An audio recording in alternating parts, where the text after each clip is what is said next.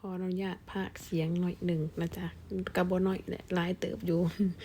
ครั้งหนึ่งในชีวิตที่สะเพิ่นได้ไปเที่ยวญี่ปุ่นที่แบบได้เห็นประเทศอื่นทุกคนเนาะคือในชีวิตนี้เราเคยได้เห็นแค่ประเทศไทยแล้วก็แค่นั้นนะคะบ่คิดบ่ฝันว่าตัวเองสิได้มาลินมาเที่ยวปานนี้ทุกคนเนาะได้มาเห็นหลายๆแบบบ่ได้มาเห็นประเทศอื่นว่าพัฒนาไปในแบบใดทุกคนเนาะเปรียบเทียบคือกับประเทศเราแบบเขาพัฒนาไปหลายเห็นแบบโอ้ยตื่นเต้นตื่นตาตื่นใจบ่เคยคิดว่าตัวเองสิได้ไปเห็นประเทศอื่นนะคะแบบว่าได้ไปเบิ่งนู่นเบิ่งนี่ก็ถ่ายไว้เบิดสะเพิ่นก็แบบไปแบบตื่นเต้นว่าไปสิซะ